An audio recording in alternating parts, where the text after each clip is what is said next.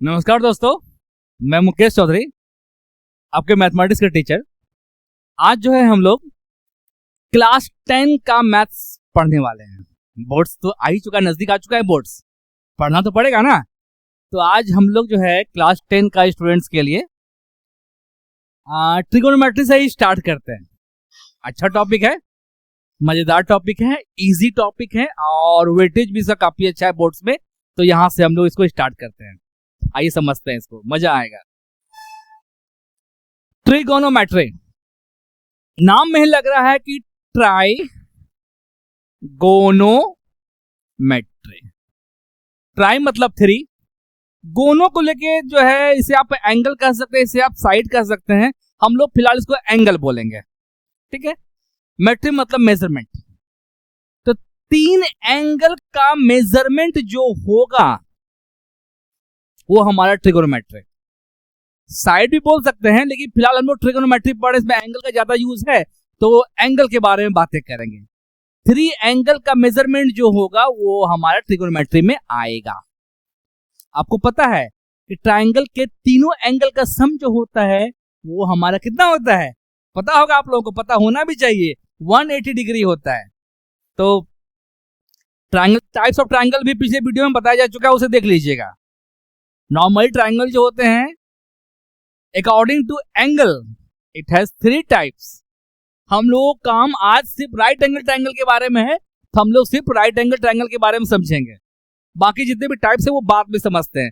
फिलहाल हम लोग एक सिंपल सा राइट एंगल ट्राइंगल बनाते हैं।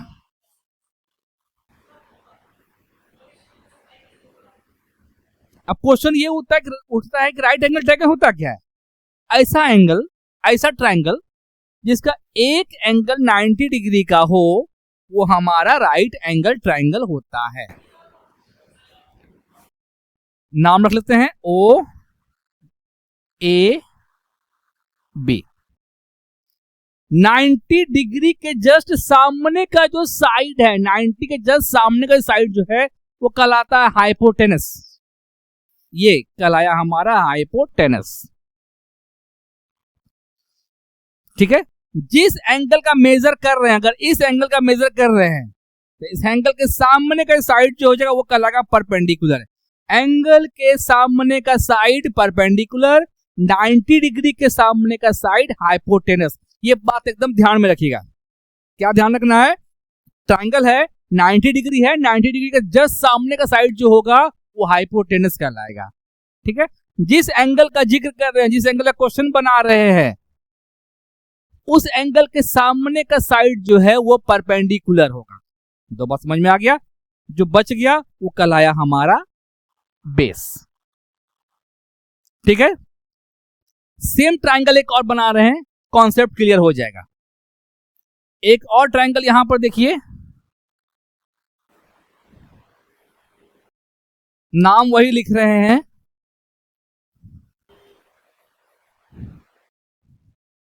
इस ट्राइंगल में इस एंगल के बारे में बात करेंगे, एंगल बी के बारे में बात करेंगे। अब देखिए इसमें परपेंडिकुलर क्या है, हाइपोटेनस क्या है, बेस क्या है, उसे पहले समझ लेते हैं। ये 90 है, 90 के जस्ट सामने का साइड जो है ये कहलाया हाइपोटेनस, ठीक है। एंगल बी के बारे में बातें हो रही है, तो एंगल बी के सामने का साइड जो है ये कहलाया परपेंडिकुलर, और जो बच गया वो कहलाया बेस। एकदम कंफ्यूज नहीं होएगा परपेंडिकुलर में, बेस में और हाइपोटेनस में, कहीं कंफ्यूज होने की जरूरत नहीं है। आई थिंक ये बात आप लोग समझ गए होंगे। तो ट्रिगोनोमेट्री में कुछ पार्ट्स होते हैं, जैसे कि स्टार्ट जो होता है, आप लोगों को पाइथागोरस थ्योरम पता होगा। पाइथागोरस ने क्या कहा था कि P square plus B square is equal to H square. ये बात एकदम ध्यान में रखिएगा। पाइथागोरस ने यही बात कहा था, यही अप्लाई यहां पर भी होगा। P square plus B square is equal to H square, मतलब परपेंडिकुलर का स्क्वायर प्लस बेस का square is equal to hypotenuse का स्क्वायर होता है। एकदम ध्यान में रखिएगा। देखिए अब यहां से हम लोग क्या क्या कर सकते हैं, बेसिक जानना जरूरी है। क्या क्या कर सकते हैं पहले वो समझिए। सबसे पहला काम हम लोग बना सकते हैं, P square is equal to H square minus B square. It means P is equal to root under H square minus B square. ये काम कर सकते हैं। उसी तरह से और देखिए, B square is equal to H square minus P square होगा। तो फिर b is equal to root under H square minus P square होगा। तो देखिए, पाइथागोरस थ्योरम से हम लोग खेलना स्टार्ट कर दिए हैं। क्या खेल रहे हैं? तो पाइथागोरस थ्योरम क्या था? तो P square plus B square is equal to H square. यहां से हम लोग परपेंडिकुलर का वैल्यू निकाल लिए, यहां से हम लोग बेस का वैल्यू निकाल लिए, और h इक्वल टू क्या हो जाएगा? तो h इज इक्वल टू हो जाएगा हमारे पास root under P square plus B square. एक छोटा सा बात और समझ लीजिए कि ट्राइंगल में हाइपोटेनस जो होगा राइट एंगल ट्राइंगल में, वो सबसे बड़ा साइड होगा। हाइपोटेनस हमेशा सबसे बड़ा होगा, मतलब ये परपेंडिकुलर से भी बड़ा होगा और बेस से भी बड़ा होगा। एक बात हो गया। दूसरी बात, रूट के अंदर कहीं पर भी निगेटिव नहीं आएगा। अगर आ रहा है मतलब एकदम श्योर रहिए कि कहीं ना कहीं कैलकुलेशन मिस्टेक हो गया है, फिर से रीचेक कर लीजिएगा। ये रहा हमारा बेसिक ऑफ ट्रिगोनोमेट्री। ट्रिगोनोमेट्री को कुछ पार्ट में बांटा गया, जैसे कि आगे देखते हैं हम लोग। जैसे कि एक पहले सिंपल सा राइट एंगल ट्राइंगल बना ले।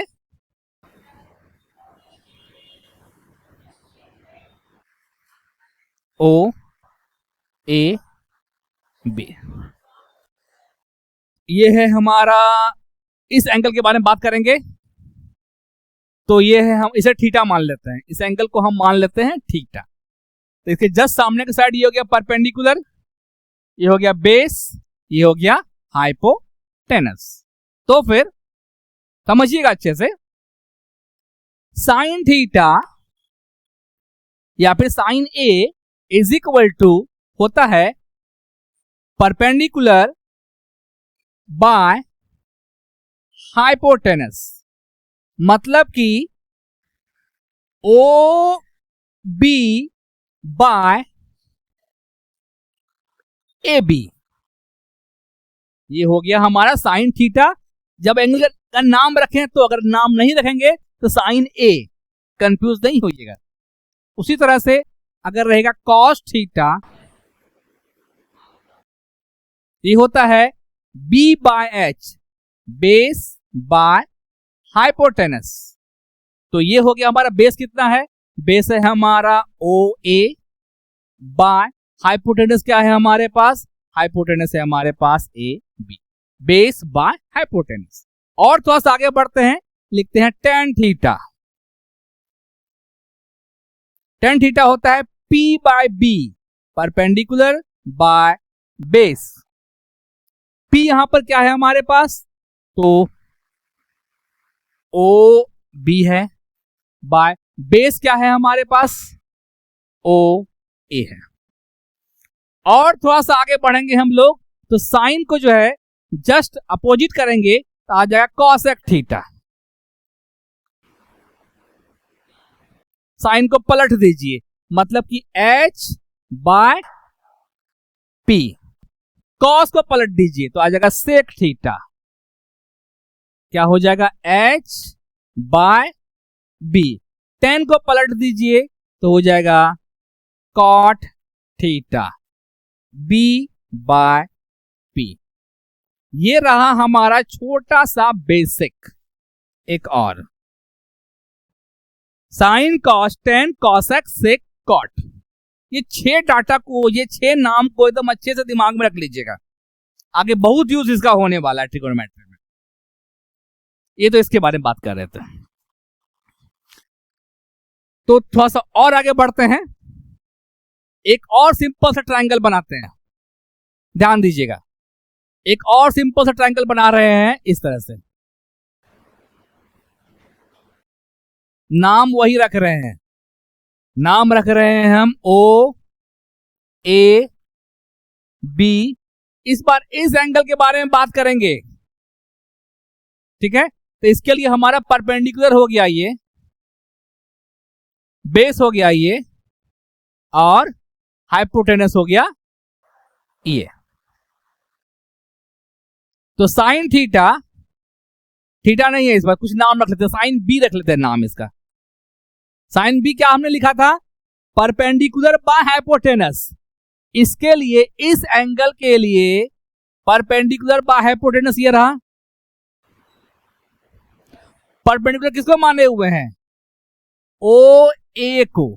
हाइपोटेनस कौन सा है, ए बी। कुछ कुछ समझ में आ रहा है, और देखते हैं, लिखते हैं कॉस बी। कॉस बी में हमने क्या बोला, base by hypotenuse, base by hypotenuse. Base क्या है, बेस ये हो गया, एंगल बी के लिए ये डाटा हमारा बेस है, means O B by hypotenuse A B. आगे बढ़ते हैं, लिखते हैं टेन बी। टेन बी में क्या लिखा हमने, P by B, P by B, perpendicular by base. यहां पर पी क्या है हमारे पास, ओ ए है, बेस क्या है हमारे पास, ओ बी है। तो ध्यान दीजिएगा आप लोग अच्छे दोनों डायग्राम को, दोनों को जरूरी है। तो ये डाटा जो है देखिए सेम है, मतलब साइन थीटा हो चाहे साइन बी हो, परपेंडिकुलर बाय हाइपोटेनस तो होगा। लेकिन ट्रायंगल में क्या परपेंडिकुलर है क्या हाइपोटेनस है, ये डिपेंड किस पर करेगा, उस ट्रायंगल के एंगल पर डिपेंड करेगा। यहां पर इस एंगल के बारे में बातें हो रही थी, थीटा, जिसे हम ए भी बोल सकते हैं। तो ये परपेंडिकुलर बाय हाइपोटेनस ये हुआ। यहां पर बी के बारे में बातें कर रहे हैं, तो यहां पर ये हमारा परपेंडिकुलर हो गया, ये हमारा हाइपोटेनस हो गया।